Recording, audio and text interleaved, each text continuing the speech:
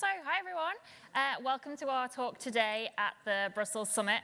Hope you're all having a great time so far. I know for me it's amazing to be back out in person and not do everything virtually for once. So, what are we going to be talking about today? Today we're going to be talking about solving customer challenges using managed AI ML services and how you don't have to be a data scientist to incorporate machine learning into your architectures. So first of all, my name is Laura Hyatt. I am a solutions architect here at AWS. I sit in the UK public sector team and have been with AWS now for about 2.5 years.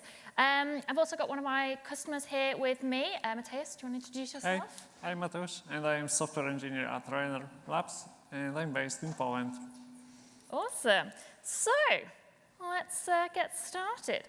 So I suppose for many people, the idea of artificial intelligence still seems, I suppose, slightly out of reach. Even for us here today, in tech, I suppose the idea of artificial intelligence, even that phrase kind of conjures up sort of, images of 2001: Space Odyssey. Hope you're all of that generation. And if you aren't familiar with the book or the film, it involves a malicious AI that has kind of got a near-human personality, thinks like a human, acts like a human. He did, however, and I did say the word he did, however, kill all of his crew, so that wasn't great. And I suppose the representation of this kind of, near-human-like artificial intelligence is still very popular in, popular culture today. And it actually kind of gives the idea of machine learning and artificial intelligence, it makes it seem, I guess, more difficult and more out of reach than it actually really is. And I will clarify that when I say artificial intelligence and machine learning, they are actually two separate concepts. They're not interchangeable, so we will discuss the differences between the two. And don't get me wrong, though. I mean, artificial intelligence, it is challenging. I mean, people who work in the industry to be a data scientist, study for many, many years, and it takes a very long time. So it is daunting, but I suppose, where does this leave the rest of us, without a data science sort of background? Can we not leverage, I suppose, this powerful tool set? And so this is what this talk is going to be about today. And spoiler alert, you definitely can still use it. So, continuing my theme of films, Arthur C. Clarke popularized the view that any sufficient advanced technology is indistinguishable from magic. And I suppose it's not unusual, for example, for me with my customers to hear that they say, machine learning is going to change everything for my organization, it's going to make everything amazing and efficient. But actually, when we sort of get down to it and try and discuss it, they don't actually really know what they want to do with machine learning. And I suppose more importantly as well, they don't actually know how, and how is kind of the key word there, how they're going to do it. And I suppose sometimes it can feel like a little bit like, Dorothy from The Wizard of Oz. Click your heels 3 times, say the magical words, machine learning, and everything's going to be amazing. And obviously, that's not how it actually works. And fine. There you go. But I suppose it's not unexpected. I mean, every sort of decade or so, there's a new, I suppose, silver bullet technology, that everyone thinks is going to change things. And machine learning is kind of at that stage at the moment. And I suppose if you're not using it, it can kind of feel like you're going to get left behind in the sort of technical Stone Age. So let's answer then that question that often my customers don't know is like, what do you actually want to do with machine learning? So we can kind of roughly categorize using machine learning into 3 areas: relevance, speed, and efficiency. So you'll probably likely recall, sort of cold calls and mass junk mail. Let's be honest, we probably still do receive them, at least I do. And but none of that is really relevant to you. I mean, for example, getting meat feast pizza offers when you're a vegetarian, or I don't know, lawnmower offers when you live in an apartment. None of that is relevant. And I suppose today customers want to be seen as an individual, and they want to appeal to them on a personal and a personalized basis. They don't want mass mailing. They want those personalized communication. Rather than, hey, everyone, it's, hey, Laura. And the most progressive companies that we work with at AWS get this. We've moved on from an era of sort of just mass communication to mass personalized communication, and machine learning is how. So then the second point is around speed. So customers nowadays want us to move at their speed, and their speed is pretty much real time. Rather than, say if you're applying for a loan, rather than waiting weeks to hear back whether you've been, accepted or not, you want to know now, in sort of minutes or even seconds. And the same applies for your business as well. If you're trying to gather information, data, insights, you don't want to have to, again, sort of take weeks to gather information and process it and analyze it. You want to do it now, and machine learning is how. And then finally, the third point is about efficiency. So machine learning now is opening new doors to efficiency in the way that you operate. So for example, new efficiencies in production lines, if you're in sort of the industrial sector, or sort of if, for example, I'm in public sector, so sort of maybe analyzing, potentially thousands, if not millions, of sort of ways to look at rare diseases. And again, machine learning is how.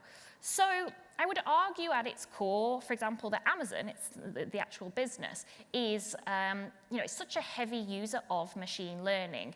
And speaking about the three areas I've just spoken about, Amazon has used machine learning to increase its operational efficiency using all of these. So if you think about from recommending you products on Amazon to improving the route optimization and obviously the speed of delivery, next day delivery, if not the same day delivery, and all of this is through machine learning. Now, from the very beginning, Jeff Bezos said that machine learning would be the differentiator for e-commerce businesses, whether that's through personalized recommendations or optimizing supply chains. And so on that note, here's a quote from Jeff, and I actually really like this quote, and I think it highlights the need to push boundaries for our customers because rightly so, you guys are asking for more and more from us, and we need to deliver that. So let's now answer the question, but wait, I'm a developer. I'm not a data scientist. What can I do? And this is what this is going to be about. So for me, I feel like this is really the tipping point for many organizations. You've got amazing developers and architects and such amazing skill sets within your company, but there might not be, data scientists. And sometimes it's kind of like, well, does that leave me out of the, machine learning game? And the answer is no. So this quote here, at AWS, our mission is to put machine learning in the hands of every developer.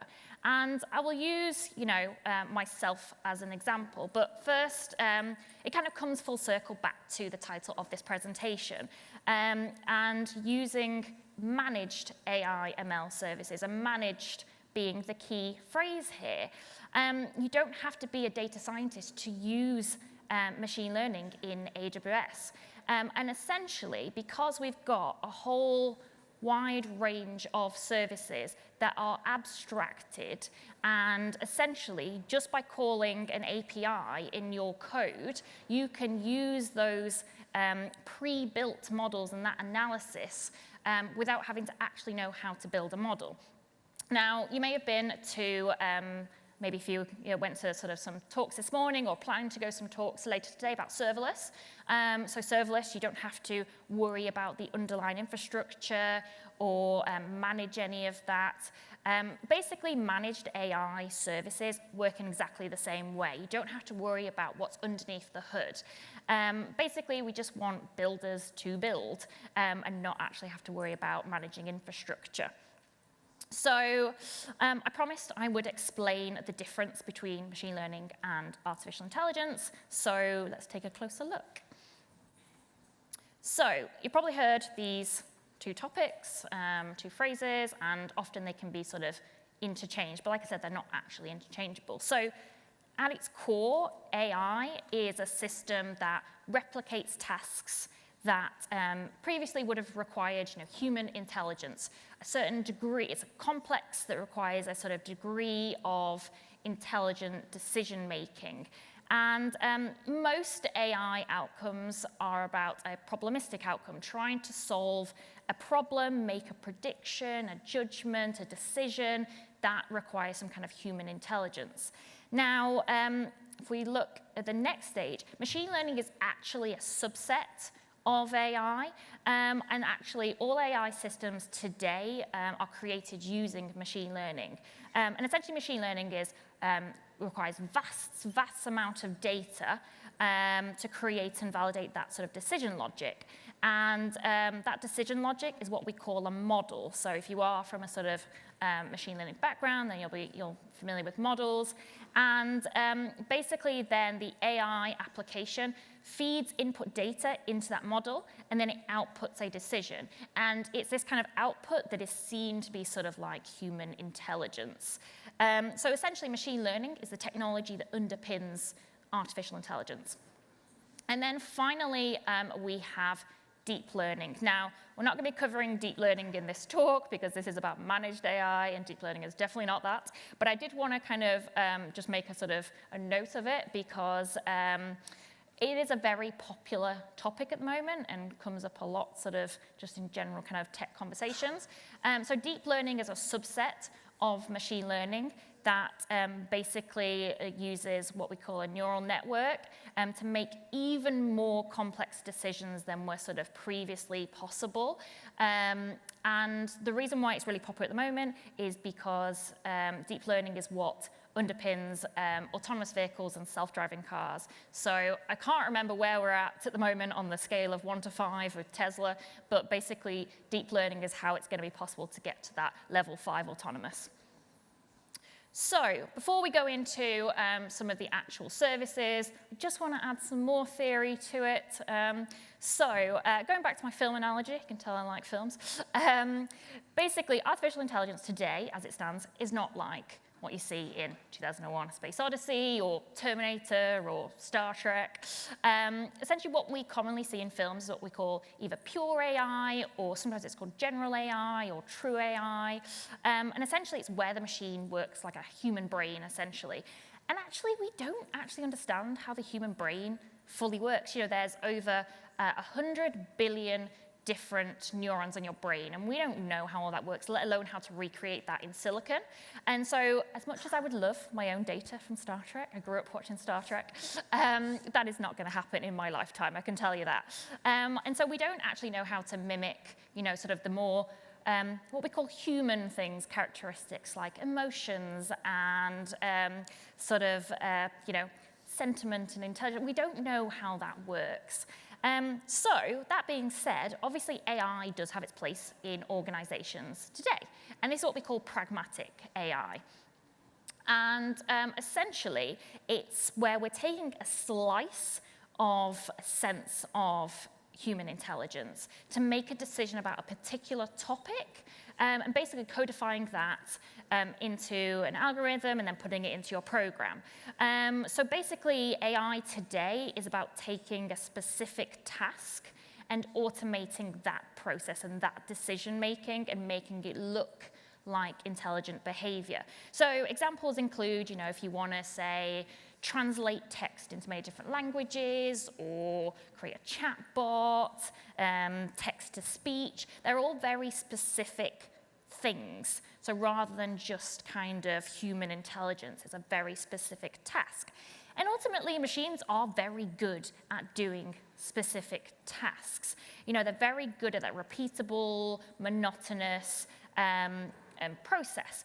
But they're not very good when it comes to ambiguity. And ambiguity is where they fail, which is actually kind of the opposite to humans. Humans are great with ambiguity, but let's be honest, we're not great at repeatable, monotonous tasks because we get bored. So now we've spoken about that, what does AWS offer in this area? So, okay, this is a very busy slide. I don't expect you to kind of read it all, but it's kind of to show you that we have many different services across what we call the stack. And essentially, we offer many different services depending on where your knowledge and skill set lie. So for example, if we look right at the bottom here, if I move out of the way, frameworks and infrastructure. So we offer support for all of the kind of common machine learning frameworks, TensorFlow, PyTorch, etc. And we offer compute as well, like GPUs, to help you with that. But this is, if you are a data scientist and, you have a deep understanding of machine learning. So we have that. But then if we move up a level to the ML services, this is basically our SageMaker section. And I believe the talk just before this was on SageMaker, which is great. So some of you might have just watched that. And basically, SageMaker takes away the heavy lifting of model building. And it is a managed service. You don't have to worry about any of the underlying infrastructure. You just do what you're good at. And essentially, we also help with kind of implementing the logic and taking care of sort of the right libraries. But essentially, though, you still need a good understanding of machine learning as a discipline. It's still a technical part, building your model, training your model. And so what about if you're not a data scientist and you're a developer? And where do we fit into that? And this is where we have the top layer here. And this is what we call our AWS Managed AI Services. And essentially we, and I say we as in the royal we, AWS, has built the models behind the scenes, and you just call them using an API, and you don't have to worry about building and training a model. Essentially, you can just access the analysis.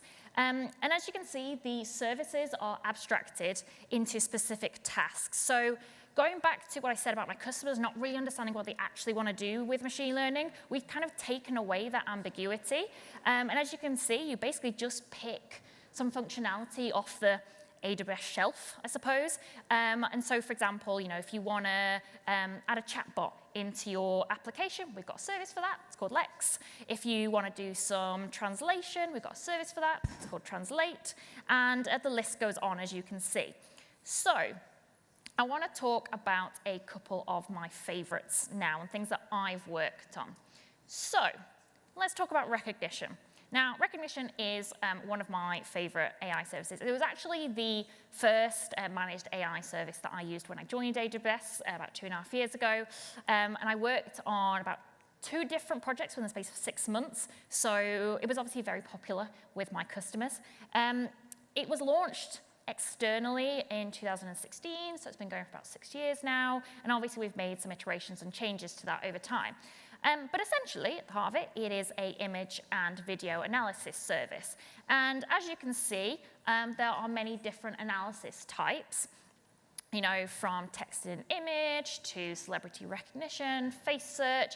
And again, you just simply use an API to call these different analysis types in your code. You don't have to build any of the models, train any of the models. You just write your code, and you get this analysis. And so again, I'll kind of use me as an example. I'm what you call more of a traditional developer. I don't have machine learning kind of, a background, but I can still use this service and get image recognition into my applications. So one of the little projects that I did wasn't for a customer, as much as I would love it if my customers did want to. I made a sentiment analysis suite machine. And it's basically where you get sweets depending on if you're happy, sad, or angry. So that used face detect. So let's have a look in a bit more detail at that. So don't worry, I don't expect you to read the JSON, just kind of to highlight how it comes out. But as you can kind of see over on the left, there is the JSON of the image that you want to do facial analysis on. So essentially, you take the image and you upload it into an S3 bucket, and basically then obviously you're calling it in your code. And so you can see, the S3 bucket, the bucket name, the name of it, and if you're doing versioning. And then calling the detect faces API. This is the results that you get. Again, not expecting you to read it.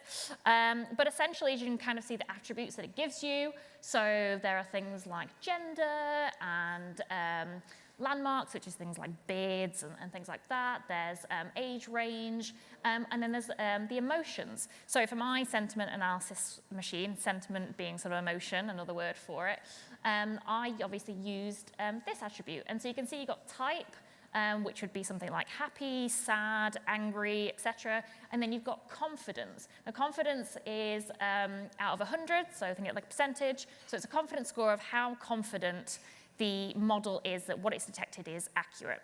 So for example, you might receive happy and then like 80% confident. Now, usually when it comes to things with emotion, it will give you more than one emotion. So it might be like happy, 80%, calm, 20%. And then you might want to do some filtering in your code and do a task based on, say, the highest confidence. So for example, for me and my sweet machine, if you're happy, I just filtered on that, and then you got sweets depending on that. All right, so I want to talk about another one, Textract. So this is another really, sort of popular service, and essentially it automatically extracts text, handwriting, and data from documents and digitize it. Essentially, it's kind of like the next iteration of OCR, for anyone who's familiar with that. But as I said, it's not just digital text. It also does handwriting, and it can also extract data from tables and forms as well. And it kind of does it in a key value pair format. And so you might want to use it for things like invoicing, financial statements, automating those kind of processes. And actually on that point, I wanted to talk about a couple of newer APIs that we launched just recently. So as much as we hear from customers that they love being able to automate document processing, and they love the accuracy of it, they wanted more domain-specific abilities. And so we launched Analyze Expense API and Analyze ID API. So first, if we look at the Analyze Expense API, this is basically dedicated to processing financial documents and receipts, for example. And essentially, this is really great, if you want to do, say, your expense thing. So, like, for example, I don't know how you do your expenses at work, but, you can take a photo of it, upload that photo of that receipt, extract the information, about how much the total was, maybe what the VAT was, and obviously then the date and where it was taken, and automate that process rather than having someone, having to go through all those receipts. And then the second one is Analyze ID. And so this is basically a dedicated data extraction for IDs, essentially. And so currently it can process passports, driver's licenses, and in the US, it can also do state IDs, so state-specific IDs.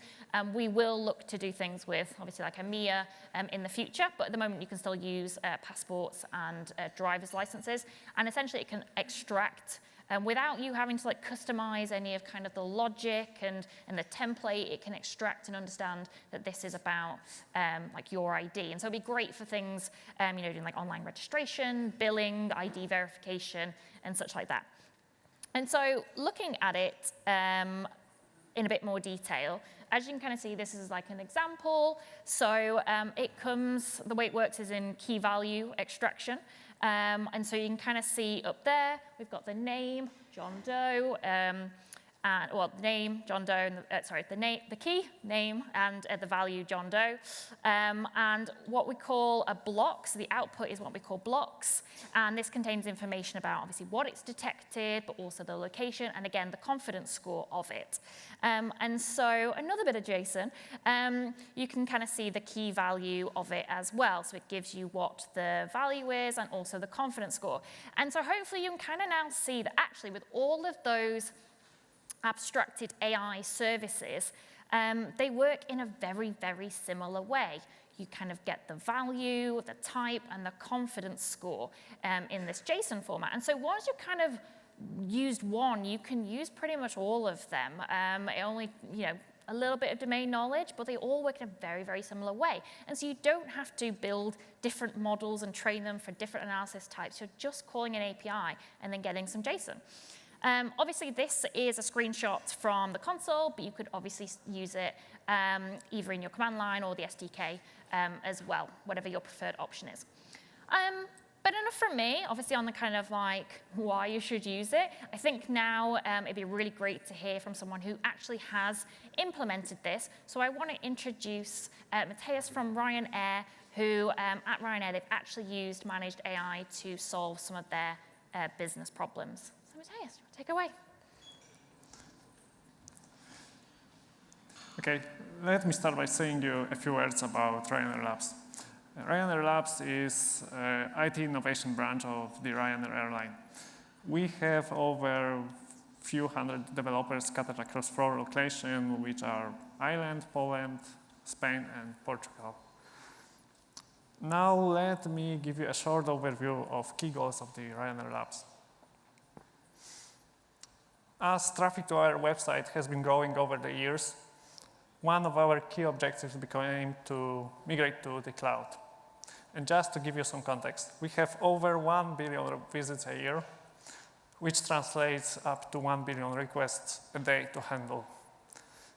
And to handle the traffic, we are using AWS managed services. For example, S3, Kinesis, API Gateway, DynamoDB, or AWS Lambda. We are using plenty of them. We did choose AWS managed services because they give us improved security, reduce operational cost of our infrastructure, and make it easier to meet compliance requirements programs like, for example, PCI. If you are interested, at the moment we are working on moving our existing cloud infrastructure to the serverless approach. Another key goal of the Ryanair Labs is to bring cool features to the customers.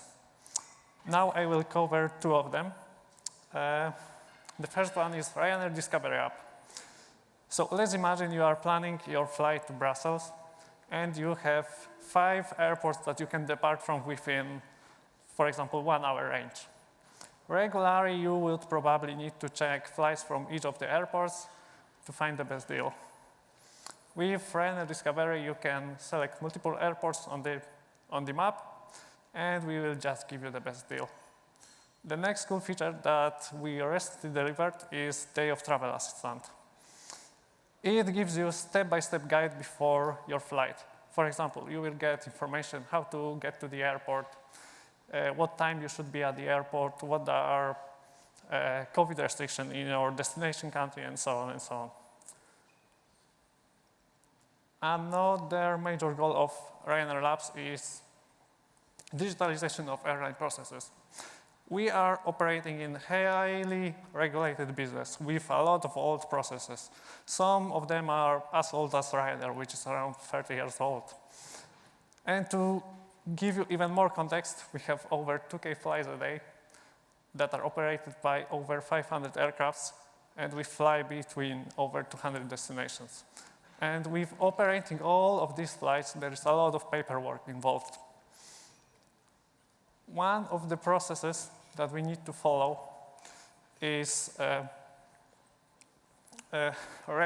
keeping a record of all the maintenance tasks done to our aircrafts. We create around 1 million pages a year of such documents, and we need to keep the full history of them for audit purposes and so on. And yes, we were doing it on paper. Then we needed to move all the documents from all the bases, which was more than 100, to our headquarters. And then we needed to group them, for example, by aircraft registration code. So we thought, why not digitize it? And initially, we thought just about putting our documents to the cloud. But then we thought, why not reduce the amount of effort even further by grouping the documents automatically? And here we are using AWS Textract for it. The important information for us in case of workorder document, that is document associated with maintenance tasks done to one of our aircrafts, are workorder code, which is basically identifier of the document, and aircraft registration code that we use to group the documents. According to our engineers, we are around 99.5% accurate with that process. Here you can see high-level overview of our infrastructure. So as an input, we are getting a scan that contains over a few hundreds documents. We store it into S3, then it triggers a Lambda that schedules a job on AWS Textract. It's a synchronous job because it's quite a big file. Once the job is finished, Textract publishes notification to SNS topic. Then it's consumed by another Lambda that splits the document by workorder code, which is the identifier of the document, as I said. And we group the documents by aircraft registration code. And then we store the results to the S3 bucket. And as our flow is fully serverless and fully asynchronous, we don't need to pay, for example, for waiting time. For example, when AWS Textract is processing the file. So why did we choose AWS Textract? Our data scientists are usually quite busy, and we highly value their time. So we thought, there is this cool AWS Textract. We can use it on our own. We don't need their support. And it was a win for us. Another cool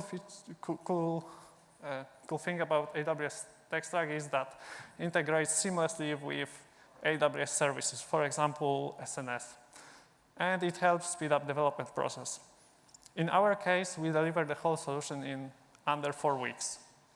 There is no infrastructure to manage, so there is less maintenance task for us. But you still can, for example, opt out from AWS using your data for service improvement. And another cool thing is that you don't need to pay any upfront cost. And it was especially important for us because we started that project as a POC. So the results. Thanks to this project, we gave our engineers instant access to the documents. Previously, they needed to wait up to 2 weeks to get all the documents. We no longer need to transport all the documents, which saves some fuel and is good for our environment. And it became especially important when COVID outbreak happened, because we were concerned about transmitting the virus along with the papers. As we store the full history of the documents in digital format, we no longer need 450 square meters of warehouse space for that documents. We also reduce operational costs associated with grouping all of these documents and so on. And we made our documents searchable, because Textract gives us all the text that is both handwritten and printed on the pages. And now it's, for example, quite easy to find and correlate aircraft that require similar repair. And we can also use that data for our predictive maintenance task scheduling. Now I will pass you back to Laura. Thanks, Matthias. So, as you can kind of see from Ryanair's use case, machine learning isn't magic. It isn't like this wizard up here. It isn't, some all-knowing, robot. HAL 9000 is not going to come and take over and destroy your business. You'll be glad to know. It's just a practical set of tools and skills to complete and improve a job, essentially. So to summarize Ryanair's use case, they can use an out-of-the-box solution. Their data scientists can work on some more complex features, don't have to get involved. Essentially, they could just pick that Textract service off the proverbial AWS shelf and start using it. And their developers, like Matthias, can just start using it without actually having to understand how the underlying model works. And it also means that, as Matthias said, they could experiment, because you're not paying for the training time or having to really spend a lot of time building the model, seeing whether it works. You can just use it. If it doesn't work, it's a little change in your code, try again. It means that you can experiment more, and it just saves a lot of time. And obviously, finally, as Matthias mentioned, because it is that pay-as-you-go, again, you're not paying for that training time, you're just paying for every time it is called. It is a very cost-efficient solution to something that is a fairly complex task. Now, if you feel like this is something that you want to try, then here I want to leave you today with some practical next steps, because you're going to be going now on to many talks with my amazing colleagues, and it can all seem a little bit like a blur by the end of the day. But when you get to the end of it, you're like, okay, what did I actually learn today? And so I wanted to leave you with some things that you can do after today to help you on your machine learning journey. So the first one is the Machine Learning University. This is a set of videos, training courses on demand that we actually use internally. So it's the same training material that we use to teach our solutions architects and developers on machine learning, and you can also do it. So there's that. Then if you're like a decision maker here today in your business, and you want more of the sort of strategic what machine learning can do to you, answering that question I asked before, like, what do I actually want machine learning to do for my business?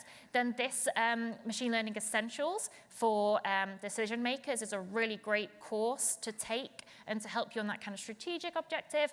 And then finally, if you really want a challenge and really want to get deep into machine learning, we do have the Machine Learning Specialty Certification. If you take that and pass that, hats off to you. You know your machine learning, so fair play. I saw a lot of people taking pictures, which is great, and there are some QR codes that I think might help. So we have the skill builder to help you, and there's some labs, because obviously, personally, I think as much as learning theory and everything, getting hands-on is the way to do it. Maybe try building your own sentiment analysis sleep machine. It's always great. And then the certification. If you want to take certifications, here's a QR code for that as well. So also just want to shout out to my colleague, David Smith. You might have seen in the entrance this morning the Deep Racer League and the Deep Racer Workshop. We didn't talk about reinforcement learning. That is another subset of machine learning. But if you are interested in that side of it and want a kind of fun way to learn about that, then please do check out the Deep Racer at the front. There is actually a workshop happening at 1:15. I'll actually be attending it as well, because it's always great to kind of, learn and keep up with the skills. And basically, it's a 1/18th scale autonomous vehicle. And so you get to race, and there are prizes to be won, so that'll be really fun. So we'll both be there, actually, as well, if you want to take part. And so I want to leave you with this thought today. Machine learning doesn't have to be this scary, out-of-reach entity, and unless you're a data scientist, it feels like you can't utilize it. Like myself, as a more traditional developer, I've used our abstracted AI ML services.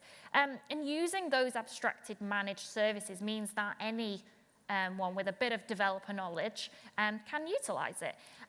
I do want you to remember, though, that machine learning is not going to be the silver bullet that will radically change your organization overnight. You need to break it down into chunks and think about that pragmatic AI. What do you actually want to do? What is the problem that you want to solve? And actually, by doing that, you can then choose a service off the shelf that solves that problem.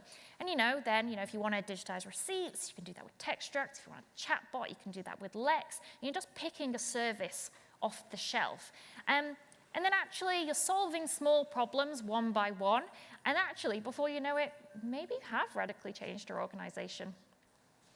Thank you so much for joining today. It's been amazing to talk to you.